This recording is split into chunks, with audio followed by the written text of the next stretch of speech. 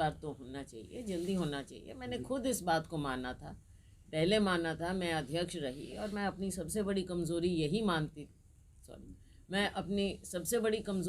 मानती थी कि संगठन नहीं हम बना पाए। क्योंकि वर्कर, आपने देखा इस यात्रा के माध्यम से भी कि हमारे सभी वर्करों ने काम किया है। आज के दिन ओहदेदार तो कोई है ही नहीं, बिना ओहदे के काम कर रहे हैं। तो ये बात नहीं है कि सिर्फ ओहदे के मोहताज हों हमारे वर्कर, उनकी कमिटमेंट है कांग्रेस के प्रति, कांग्रेस के नेतृत्व के प्रति और हमारी आइडियोलॉजी के प्रति। तो उसके साथ ही लोग जुड़े हुए हैं। ओहदे मिलेंगे, ज़रूर मिलेंगे, जो काम करते हैं उनको मिलने चाहिए और जो समर्पित हैं, कांग्रेस के प्रति समर्पित हैं, उनको मिलने चाहिए। जो ओहदे मिलेंगे मैडम, जो ओहदे मिलेंगे तो उसमें कुछ कुमारी शैलजा जी का प्रभाव देखने को मिलेगा या? देखो, इसमें ना शैलजा का ना किसी और की बात। मैं तो समझती हूँ कि जो काम करने वाले हमारे वर्कर हैं, शैलजा की क्या लड़ाई है? शैलजा की लड़ाई यही है कि हमारे जेन्युइन वर्कर्स को जगह मिले। और शैलजा की कौन सी लड़ाई है? शैलजा को कोई अपने परिवार की लड़ाई तो लड़नी नहीं है। मेरे कौन से परिवार की लड़ाई मुझे लड़नी है? मेरे तो कोई परिवार का ऐसे कोई, मेरी लड़ाई तो वर्कर की लड़ाई है और वर्कर को जगह मिलनी चाहिए। यही बात होती है। इसी को आप गुटबाजी कह देते हो, इसी को आप कुछ कह दो। मैम, हरियाणा में खेल मंत्री संदीप सिंह का मामला चल रहा है, सीएम लगातार प्रोटेक्ट कर रहे हैं उनको, क्या कहेंगे आप? कांग्रेस क्या कर रही है? विपक्ष है कांग्रेस। क्या बात कर रहे हो? हमने खुद ही इस बात को उठाया, मैंने खुद कहा है। ऐसे नहीं बोलते मैम। पिछले कई महीनों से इनका जवाब दीजिए।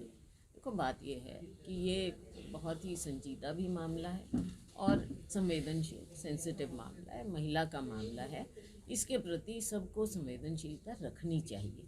और अगर किसी को ये है कि ये गलत है, सही है, अगर किसी लेडी ने कोई बात कही है, उसको गंभीरता से लेना चाहिए।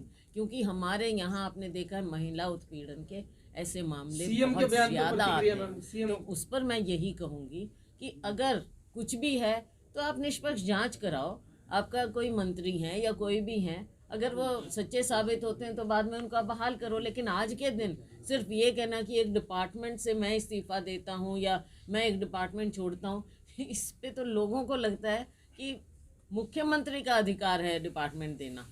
किसी मंत्री, हम भी मंत्री रहे हैं, हमारा अधिकार नहीं होता किसी डिपार्टमेंट पर, मुख्यमंत्री का होता है और वो देते हैं। साफ यहाँ पर नज़र आ रहा है कि प्रोटेक्शन चल रही है। फिर मैं कहती हूँ कि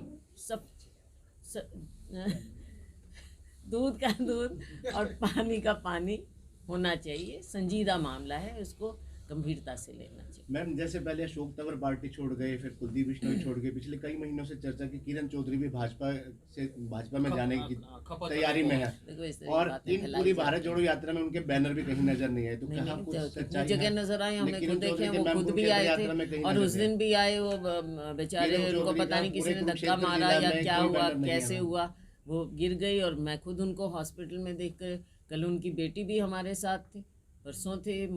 तो ऐसी कोई बात नहीं, मुझे नहीं लगता। मुझे लगता है फैलाई जाती हैं बातें, शरारतपूर्ण बातें। एक और सवाल था छोटा सा कि जिला परिषद के जो इलेक्शन हुए थे उसमें जो चेयरमैन पर्सन थे, उन्होंने कांग्रेस के बैनर के लिए जैसे चुनाव लड़ने थे तो उनका बैनर नहीं हुआ। अब जो जिला परिषद, नगर परिषद के चुनाव होने हैं, तो क्या उसमें जो है ऐसा है अभी तक का जो मैं बता देती हूँ, मैं समझ गई।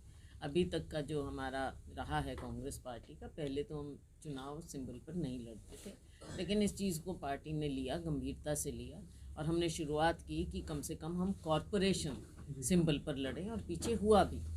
उसमें मेरी सोच ये है और हमारे नेतृत्व की भी सोच ये है कि हम नीचे ज़मीन पर कांग्रेस पार्टी को मजबूत करते हैं। इस हिसाब से जब हमारा सिंबल घर घर पर जाता है, हमारा वर्कर मजबूत होता है। ये एक अलग बात है कि उसके बाद आप देखते हैं जैसे सरकार होती है, दबाव होता है और एंटी डिफेक्शन है नहीं, वो अलग बात नहीं है। लेकिन लोगों की इच्छा थी कि कम से कम हम ज़िला परिषद सिंबल पर लड़ते, पर फैसला नहीं हुआ। पार्टी का फैसला था कि हम सिंबल पर नहीं लड़ेंगे। तो अब बात वहाँ है, आगे क्या फैसला होगा वो आगे देखिए। मैडम, कुरुक्षेत्र में अपराध बढ़ रहा है, लगातार एक दिन में कई घटनाएं हुई। एक युवक के हाथ काट के ले गए, एक डॉक्टर की हत्या कर दी, उसके अलावा कई आपराधिक घटनाएं कर रही, कानून व्यवस्था बिगड़ रही है, क्या कहेंगे? मेरे भाई, कुरुक्षेत्र की मिसाल है, दुखद मिसाल है, लेकिन ये चीज़ पूरे हरियाणा में हो रही है और जिस प्रकार से क्राइम बढ़ रहा है, इसकी जिम्मेवारी सरकार की है, सरकार को लेना चाहिए। कानून व्यवस्था ये सब इतनी गंभीरता से लेना चाहिए। हम जहाँ भी जाते हैं, हर शहर में, देहात में क्राइम बढ़ता चला जा रहा है, हमारे युवा को दिशा नहीं मिल रही है, और जो हमारी एजेंसीज़ हैं, फोर्स है, उनको भी सही ढंग से इस्तेमाल नहीं किया जा रहा है।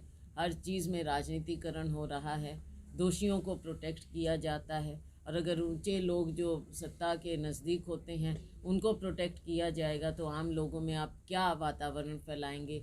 लोगों को यही लगेगा कि कहीं ना कहीं पहुंच हो जाएगी तो आप बच जाओगे, कुछ भी आप अपराध कर सकते हो। ऐसा वातावरण हरियाणा में क्यों है, इसका जवाब सरकार को देना पड़ेगा, हरियाणा की जनता को। मैडम, भारत जोड़ो यात्रा को हर रोज महिला के दिवस में मनाया जा रहा है, अलग अलग उसमें दिया जा रहा है। और दूसरा, किसानों से राहुल गांधी ने मुलाकात करी, एमएसपी को लेकर करी, इस पर क्या कहेंगे?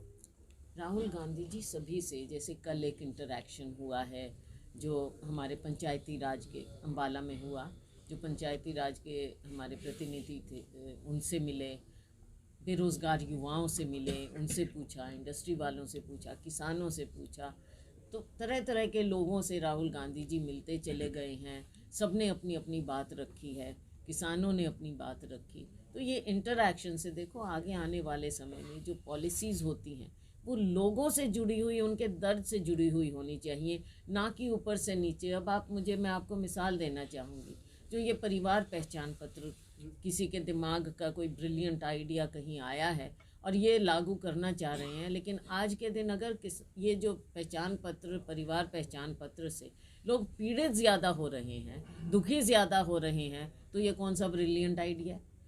काम तो ये होना चाहिए ना जिससे सहूलियत बढ़े, कामकाज में ज़्यादा एक स्ट्रीमलाइंड अप्रोच हो, लेकिन वो तो हो नहीं रहा। तो ये चीज़ें सीखने के, सबको सीखना चाहिए, और अच्छा होगा कि ये सरकार सीखे कि ऐसा क्यों हो रहा है, ये गलत कार्य क्यों हो रहे हैं। हमारी इंटरैक्शन, राहुल गांधी जी की इंटरैक्शन यही है कि लोगों की बात सुनो। सरकार, अगर मोदी जी भी ऊपर बैठे हैं, अगर केवल अपने मन की बात नहीं करके लोगों के मन की बात सुने तो ये देश बेहतर ढंग से गवर्न हो सके। Thank you.